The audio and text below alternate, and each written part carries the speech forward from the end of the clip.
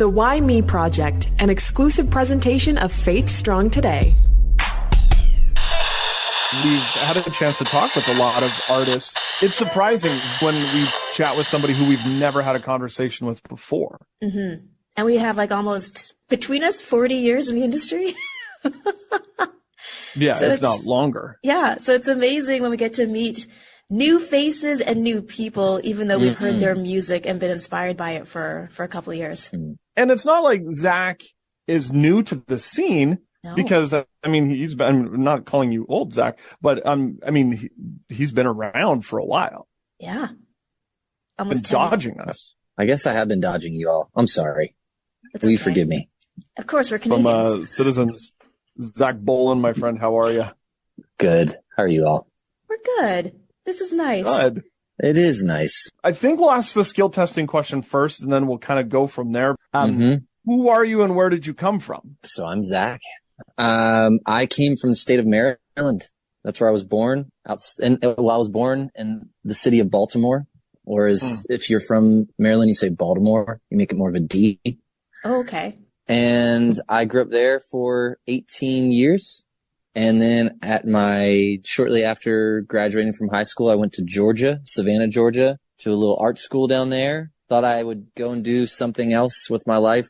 I wanted to be a sculptor. And then I decided I wanted to also be able to make money and have a family one day or something. So I changed my mind.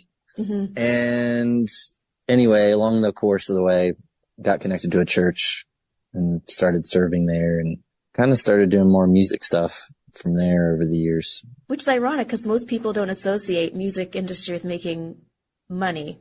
Especially Christian music. Yeah, well. Yeah. Well, I definitely didn't jump into like being I did play in bands, but I didn't think of them as in the same way I'm going to make money. Yeah. I enjoyed that. But I at the time I was washing windows and I was making decent money doing that.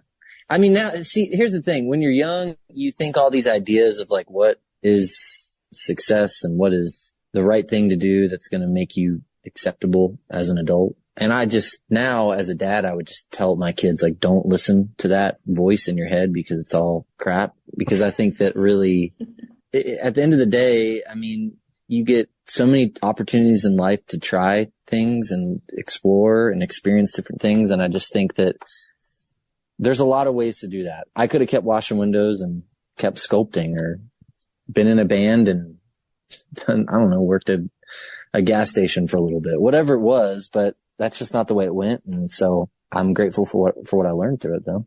Just do what all the other Christian artists were doing back in the day. And I was in a band and also working at Starbucks. Yeah. Oh, see, I don't have that honor. I never worked at Starbucks. I've actually never worked at a coffee shop. So really? You avoided coffee shops like you avoided us. Eventually you make your way to Seattle, but I want to, before we get to there, when did you realize that you had this musical talent, this musical ability that you could make a living doing it? I kind of fell into it all, really. I mean, I started writing music at a really young age, and it was extremely interesting to me as I had friends that were writing songs, and I just thought I want to do that too.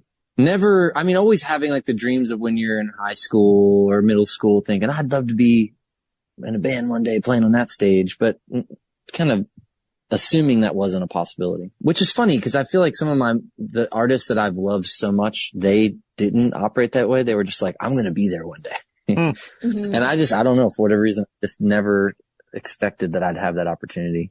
Fast forward to college, I started leading the singing for a college group and then for this middle school and high school group at a church. And I didn't ever really anticipate on that becoming a job, but it did. I did it as a volunteer, then they paid me part-time. And then I was like, well, I kind of like just doing it as a volunteer. And then a year later, I was like, well, maybe I should take the job, because they like created a job for me and they offered it to me multiple times. I kept turning it down. And then I took it, and then that basically working in that church led us to a church. Eventually we worked at a church in St. Louis for 1 year. And in that time, every time I worked at 3 churches. Every single time I was always kind of looking for a way out. Not because I thought working in the church was bad. It just wasn't always a thing for me. But in St. Louis, a buddy of mine, Cam, reached out and said, "Hey, Mars Hill is looking for a worship leader for one of their campuses." And I hadn't really followed Mars Hill. The few Mark Driscoll sermons I'd listened to, I was kind of not very into it. And I remember another friend of mine in St. Louis was reading one of Mark's books, and he was like, "Dude, you got to read this." And I started reading it, and I was like, I know this sounds weird for me to say this, but I was like, did he really write this book? And then all those years later to find out there was a good bit of ghostwriting happening. But regardless, I wasn't like a Mark Driscoll hater. I just wasn't, I didn't have any sort of, he wasn't like impressing me in the same way that he was impressing other people. Mm-hmm. Anyway, needless to say, says, "Hey, come to Mark, you should come out and check it out." We do. And, just really felt like we were meant to be in Seattle. So we go to Seattle, and we're at the church for 3.5, 4 years. It ends, and then we stay in Seattle, and we were there for a total of 10 years. Seattle's beautiful. Yes, Seattle's amazing. It's interesting though, because it didn't seem like from the beginning being in the church culture was the goal. And yet there you were in church culture, and not just any church culture, one that definitely got a lot of attention towards the end. It did. Yeah. What? So, surprise! Spoiler alert. So I kind of want to talk more about faith, and just for you and your faith, let's just talk about your journey that it kept bringing you back into the church again. Were you always a Christian in the sense of born and raised in the church on the pew Wednesday morning and Sunday mornings, or what was that start for you? Oh, I grew up in the church. So when I was 6, my dad died. He died in a car accident. Oh, wow. I just always had, from as far back as I can remember, like some of my earliest prayers, I remember praying to God after my dad died and just asking for him to bring my dad back, really. But believing there was a God, and believing that there was a God. If God, hearing the stories of Jesus being raised from the dead, well, if that could happen, then surely he could bring my dad back.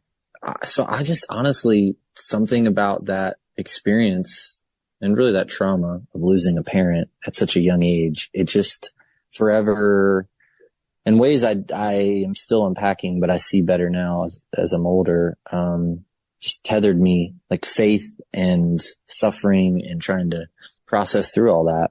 I just, from a young age, always had this belief that God was there and with me. And so, you fast forward along the years, I get into music and start playing guitar and all this. And then I go to Savannah and they're like, "Hey, you should play for this thing." And I'm doing that. And in many ways, I remember when I was in high school, I grew up a part of this church. And I will say this, I grew up in the church, but I definitely didn't necessarily grow up in a Christian home per se. And so church was always really complicated for me because the church I went to was in a small town. There was just 50 people there, and somehow they managed to make the biggest deal out of everything. So I left that church as a senior in high school feeling really discouraged and feeling like, am I ever going to find a church where I belong?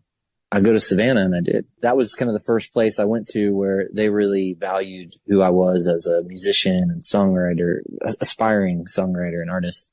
So I found a lot of worth in that. And I think that is part of what led me to working in the church at first was affirmation. I have to be honest and say that all the intentions weren't necessarily completely pure, where it was like, I want to serve the Lord with all my might, in this way. But I definitely learned along the way that there was something I really valued in that role. And I mean, I got to work with so many high schoolers and middle schoolers over the years, and now they're adults, and really encouraging to me to see the ways that God, just me being able to be a part of their life, the different journeys that took so many people on. And I'm really grateful for that. But needless to say, I always kind of had this tension of there are parts of working in the church I love, which is being with people. There are parts about it I didn't like. I didn't like spending all my time working on things that weren't music related, like building some stage set or graphic design thing. I don't know, the things that they make worship leaders do. Yeah.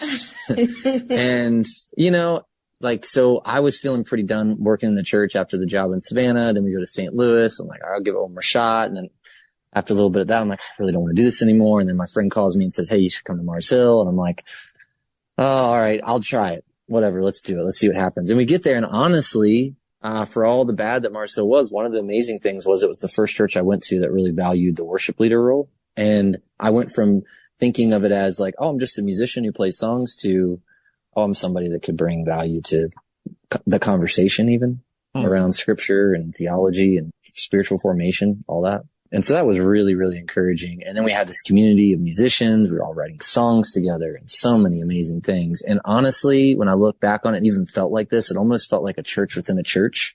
Like it felt like we had our own community that was kind of, because there were so many of us, we were protected and shielded from all the junk that was happening at Mars Hill.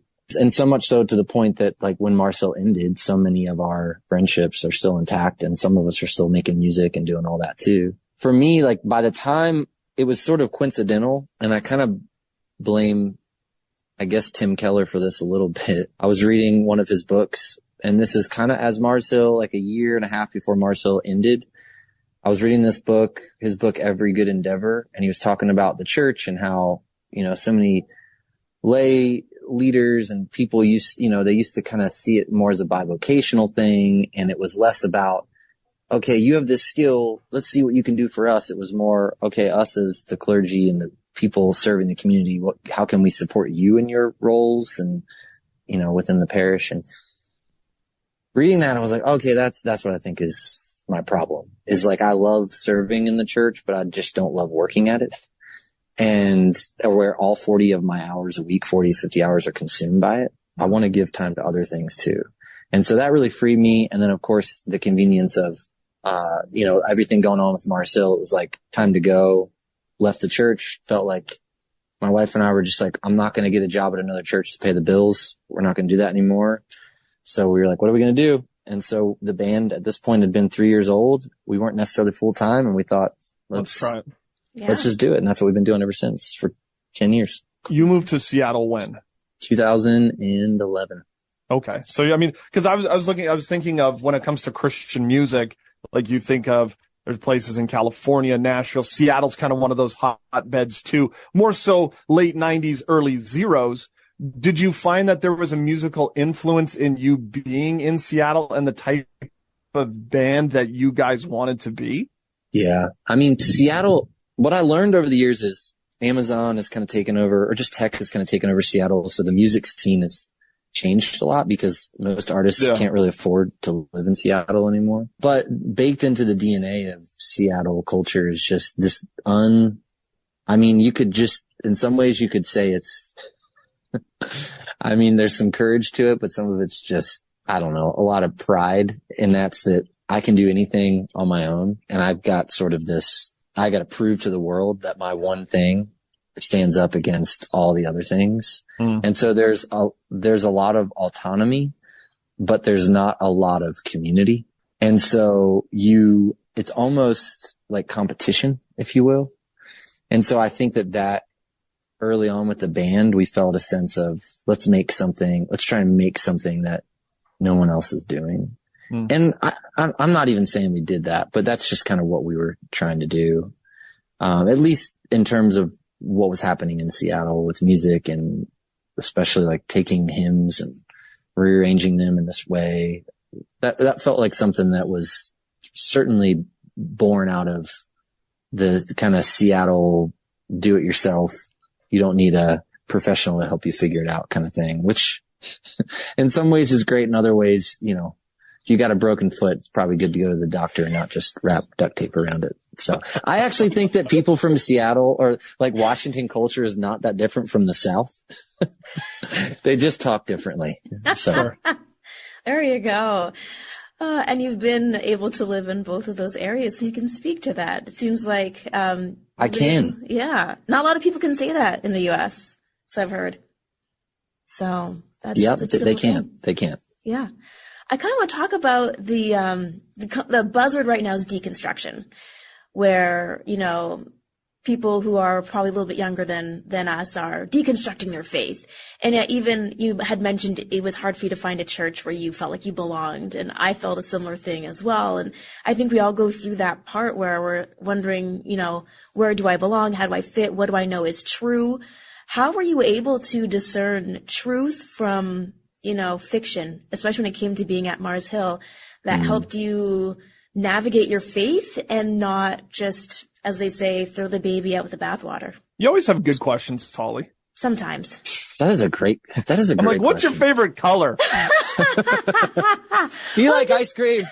I'm just curious because it feels like that's the thing. It's like, I'm going to deconstruct my faith, but they don't necessarily reconstruct their faith. And I think it's healthy to dissect what you believe. I love that question. You said something about like truth versus fiction. And I think what I have come to believe, and I know there will be someone that disagrees out there. But I don't think this is that crazy of a thing. I think that we're created to be pretty intuitive beings. And I think that there are times I can remember back at Mars Hill, but even now, or even further back than that, growing up in the church, but then also even now, we have moments where your intuition is telling you something's not right. And it's not emotion. It's actually like, okay, something, or maybe a better way of putting it is something isn't adding up here. And I think that, at least for me, where I've gotten tripped up in I would say this even for myself, deconstruction kind of moments of my own journey is when I get so convinced that what my intuition is telling me is 100% right. And then I don't necessarily do the work of dissecting it and analyzing it and figuring out like, okay, here's this gut feeling. Is there something that's to be said about it? And I think those moments for me have oftentimes come through processing through like hard things, suffering kind of moments, people going through hard stuff, me going through hard stuff. And then I also think that I have a lot of empathy for people that are wanting to deconstruct in different ways. I also think too, though, that I have a theory around deconstruction that may or may not be popular with people that would put themselves in that camp. And that's that I think that deconstruction is actually a really biblical thing. I just think that it's and I can say this having gone through it, when you start to deconstruct, God is an easy target. It's easy to say all these things about how God can't do this, or God said God would do this and doesn't do that, all that stuff. But really what you're deconstructing is yourself, because you are having to accept that you believed certain things that you're not sure if you actually believe them, or that you trusted people that hurt you. So what does that say about you? And rather than doing the work of saying, man, I trusted that person and I need to learn from that, we kind of direct all of our ire towards that person and sort of dissolve ourselves of any responsibility in that. And I just think that deconstruction is a healthy thing when it looks like us surrendering and dying to ourselves every day. And understanding that, honestly, I mean, when you look at the parables, when you look at Jesus, the ones that he is able to really work with, like actually when you see like these, like, it seems like a silly word to use, but when you see like these productive things happening in like the life of or in Jesus's ministry, it's often when it's with people that are just willing to just say, I'm completely lost. I'm completely broken. I'm completely dead. I'm least, sort of accepting that there is nothing we can do in all of our days to somehow give God to somehow have a better report card to give to God. And I just think that we have been taught, especially in Western culture, that Christianity is that. And so it makes sense to me that a lot of people are deconstructing because they're starting to experience the breaks and the faults and system that is very much driven on our own merit. And we say that we say it's kind of like, I remember in the 90s and early 2000s, it was a big thing to say, like, worship isn't just about music. And we say these phrases, but then we sort of do a different thing. And so for me, at the very least, like, I've gone through so many waves, but now I'm at this place where I just think, man, I mean, if Jesus is making all things new, that's happening through the work of Christ, then there's continual reconstruction happening everywhere, all around us, you know? And we can play semantics with words, but at the end of the day, there's parts of us that need to die, that we need to let go of, and they need to be reborn. And so you could use a garden analogy, you could use, you know, an ocean analogy, you could use deconstruction, reconstruct, whatever it is. I just think life is just full of belief and doubt, but in all of that is, I think, if we're willing to see that mystery is such a massive part of faith, perhaps the mystery isn't the enemy, it's actually a doorway into something more. Because I think that a lot of times because of mystery, we create these systems to try and formulate answers that just might not always be enough of an answer, and might not, you know, the way we might describe God or talk about God. And so I don't know. I just feel personally like I have like even this record that we're putting out, like I thought so much about people that are deconstructing. I thought so much about people who their back is turned to Christian culture. And some of them, they're mad at it. Some of them, they're not even mad at it at all. And I just feel like I want there to be a bridge between the people that are really afraid, and so they're criticizing others, and then people that are really afraid, and so they're running away and also criticizing others, and find a way to get them to turn around and meet again in the middle. Because I think that if we were honest, we all have a lot of similar fears and questions, and I think if we're willing to look back, we might discover a bit more about God's character and kindness and presence in our lives than what we sometimes remember, and we need to do a little work to remember. I'm glad that you brought up the new album. So we're celebrating 10 years of you guys, a debut in 2013 to where we are now in 2023. And I can't find the edges of you.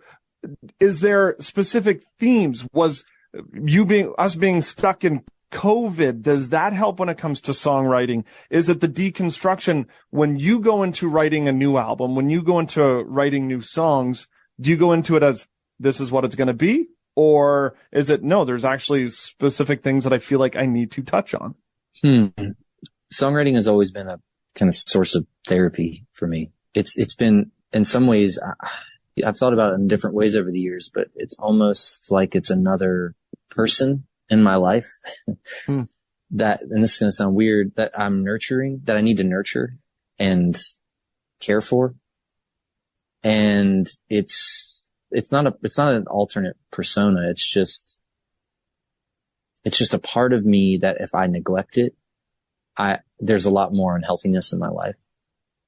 And so that's the interesting part too of writing. For me, I rarely write songs from a place of thinking about what it will mean to someone else. Like I'm oftentimes just writing from a place of this is something that I'm processing through, and this songwriting is going to help me do that. And so with this record, I didn't necessarily set out to make a record like this, but what I did find was that a lot of the questions and, questions and places that I was landing, it turned out that there were a lot of other people in those same places. People that I was writing songs with, people that I was having conversation with. And it certainly went into COVID like this. But I think the one thing that really hit me, I spent all this time in COVID, in Seattle especially. I don't know what it was like in Canada exactly, but like we weren't seeing people a whole lot for a couple months.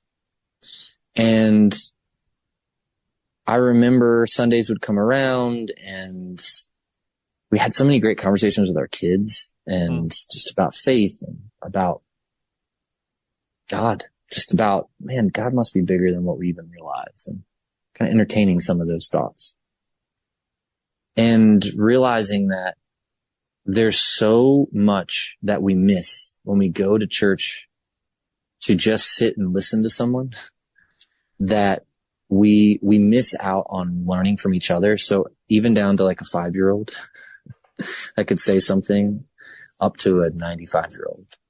And for me, as I was thinking about this record, as this big idea started formulating more, the theme that I kept seeing and conversations I was having, ironically, with people that were a part of the church but weren't necessarily working in the church, people working in the church had a different opinion, was that the priesthood of all believers had been lost, and we're ready for that to reclaim that.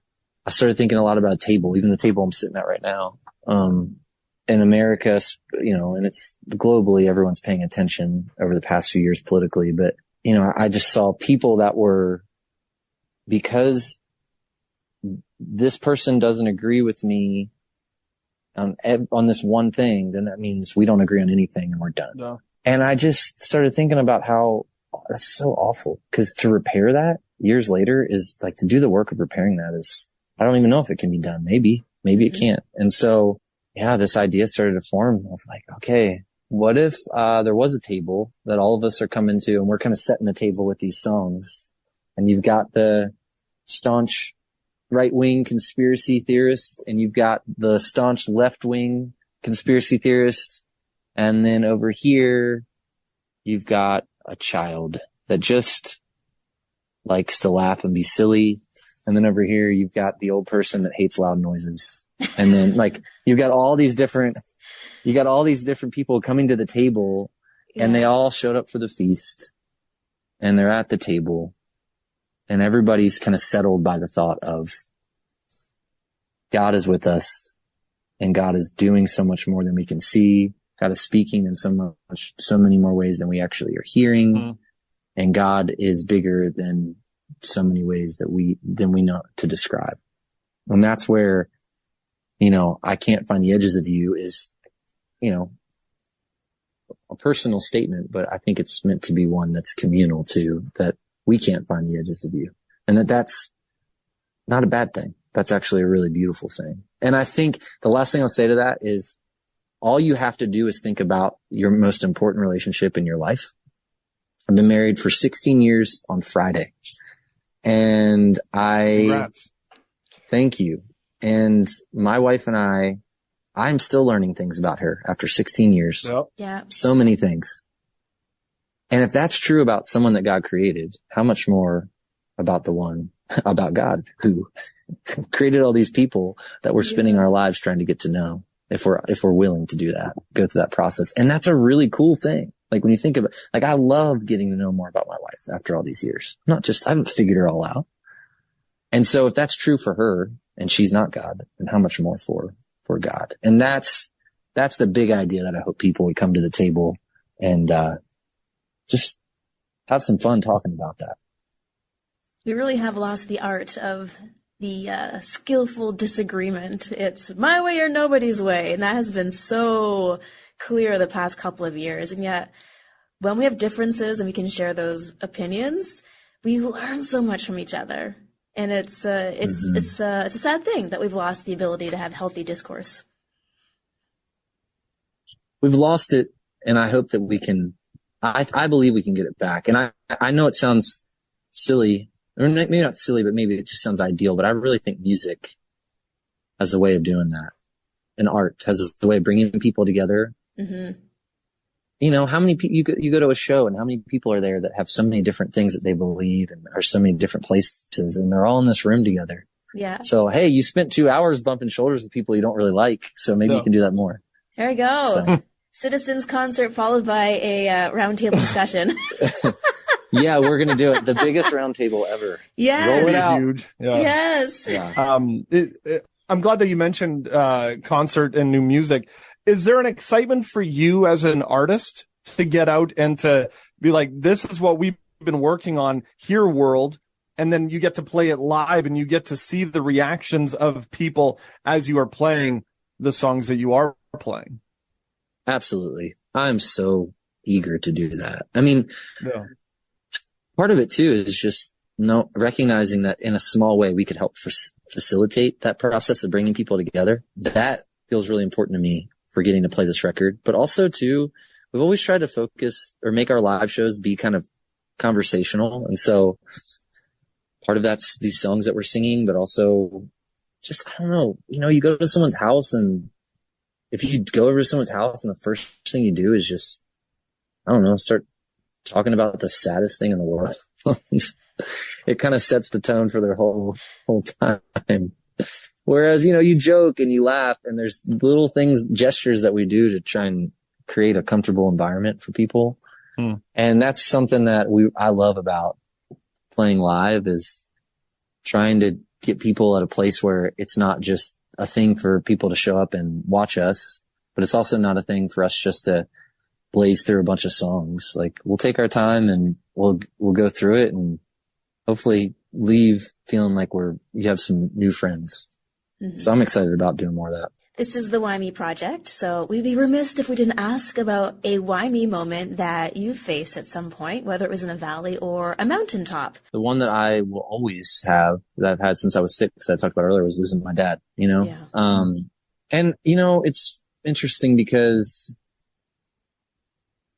it's this conversation has wound up being a really fascinating one for my kids.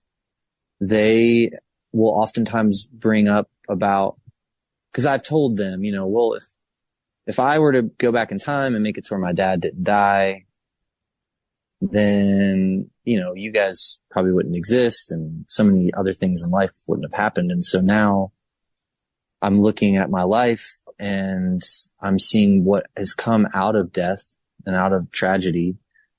And that, for me, that increases my faith in God all the more. But the question still remains, like, why me? Like, why did I have to experience that loss at such a young age? Because it splintered my relationship with certain family members, and it created a lot of significant hardship. It's hard, to see kids suffer. Like, and that's a tough one now as a dad. And so when I think about myself, like little Zach, I'm like, yeah, why did that have to happen to him? Why did that have to happen to me, where losing my dad had to be a part of my story? But at the same time, it's such a significant part of it. And I wouldn't say I'm grateful for my dad dying. I'm certainly not, but I'm grateful for the perspective that's come through the loss, because I know a lot of people that when they lose someone like that, it's hard to recover from that. And I think it's been the Spirit of God that's given me the peace and belief that this life isn't everything. There's so much more that I want to ask you, but in some ways I just feel like we leave it at that. Maybe a reason why we should have you back on. And you not be a stranger and duck us again for another 10 years. Yeah. Let's not do that. I'm sorry. I've got nothing but love for Canada. Johnny makes it sound like we've been trying to pursue an interview all these years. Yeah. All right. Well, I'll tell it. Yeah. They've been emailing. You guys have been emailing and texting nonstop. I had that poster. I was like, Zach, and then with the arrow to me, and you looked and then looked the other way. And I'm like, all right. I know. I'm trying. I'm learning, God's not done with us yet. We're all learning and growing. I can't find the edges of you, which is available. You can go to at citizens_music on the Insta. wearecitizens.net. My friend, I appreciate that you took some time to share your heart today. Yeah, thank you all. Appreciate it. Big shout out to all the folks at Integrity for being able to set up this opportunity with Zach, Matt Redman last month. And I'm really looking forward to each and every month a new artist for us to dive into their life and music and everything else. Yeah, and I love how today really was about Zach's life, the idea about deconstructing our faith and the importance of asking the questions, not just why me, but all of them. And I do appreciate the fact that not just Zach, but anyone who comes on here is really willing to see this as a safe space so that we can dive into some of those difficult topics and questions, and an opportunity for us to grow, for them to grow, and hopefully for you who is listening to grow as well. Yeah, safe space here. So if you've got questions or there's a guest that you want to hear, I would just, and Johnny too, love to hear from you. You can email us. You can hit us up on the social media sites that we are part of, Instagram, Facebook, Twitter, YouTube. And just ask questions. Sometimes we feel like we can't, but we might not have the answer, but at least we can ask the questions together in community. I can't find the edges of you, which is available now. Get out there and support Zach, support citizens, and thank you for supporting us. Don't forget, you can check out faithstrongtoday.com.